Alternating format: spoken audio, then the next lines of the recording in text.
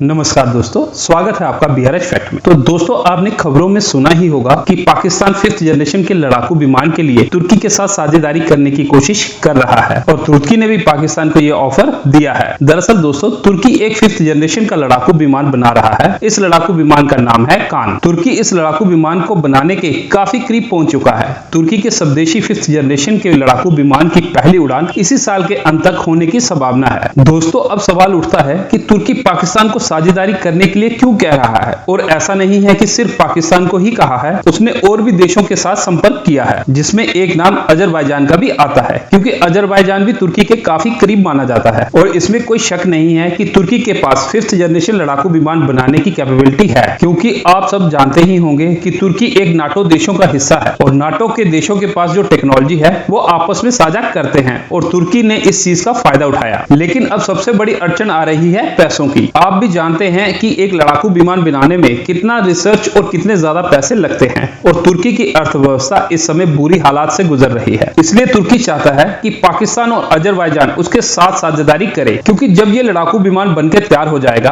तो इसे खरीदने के लिए कोई ना कोई देश तो चाहिए जो इन्हें बल्क में ऑर्डर दे, जिससे ये लड़ाकू विमान बनाने की कीमत को कम किया जा सके। जब बल्क में ऑर्डर मिलेंगे तो तुर्की ज्यादा बल्क में कच्चा माल उठाएगा जो उसे सस्ता पड़ेगा और इसकी वजह से उसे प्रोडक्शन लाइन को भी बढ़ाना पड़ेगा, जिससे लड़ाकू विमानों की बनाने की कॉस्ट में कमी आएगी। दरअसल दोस्तों, तुर्की की अर्थव्यवस्था इस समय हाई इन्फ्लेशन से जूझ रही है और तुर्की का विदेशी कर्ज मार्च के महीने में बढ़कर 476 बिलियन अमेरिकी डॉलर हो गया है, जिससे यह पता चलता है कि तुर्की की अर्थव्यवस्था खस्ता हालत में पहुंचने वाली है। दोस्तों, एक इंटरनेशनल इंश्योरेंस कंपनी है जिसका नाम एलिजेंट ट्रेड है और इसके अनुसार अगले 12 महीने में तुर्की का विदेशी कर्ज चुकाने वाला करीब 250 अरब डॉलर तक पहुंच जाएगा। और इन्हीं चुनौतियों के कारण TFX यानी कि तुर्की का 5th जनरेशन प्रोग्राम की फाइनेंशियल वायबिलिटी पर सवाल उठाए हैं, क्योंकि देश की आर्थिक स्थिति तेजी से बिगड़ती जा रही है। हालांकि तुर्की विदेशी भागीदारी करने की पूरी कोशिश कर रहा है, जो इन लड़ाकू विमानों के लिए पैसों की कमी को कम करने में मदद कर सकते हैं। तुर्की के रक्षा मंत्री जासर गुलेर ने 14 अगस्त को घोषणा की कि पाकिस्तान इस 5वीं पीढ़ी के लड़ाकू विमान के विकास में भाग लेने के लिए एक समझौते पर हस्ताक्षर करने के कगार पर है। गुलेर ने यह भी बताया कि अन्य देशों के साथ साझेदारी तलाश रहे हैं, जिसमें अजरबैजान भी उनमें से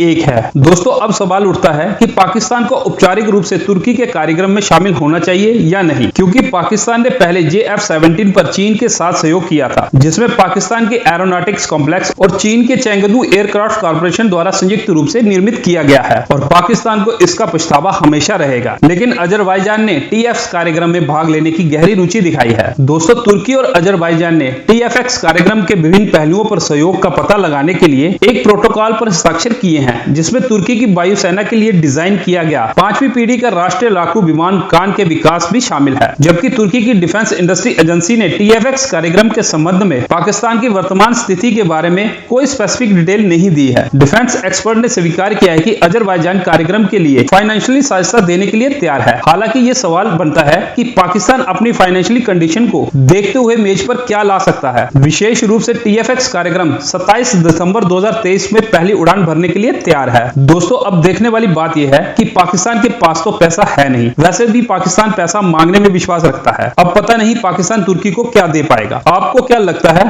कि पाकिस्तान तुर्की को फंडिंग कर पाएगा या नहीं? अपने विचार कमेंट सेक्शन में जरूर बताना। और अगर आपको ये वीडियो अच्छी लगी हो तो इसे लाइक और चैनल को सब्सक्राइब कर देना। जय हिंद।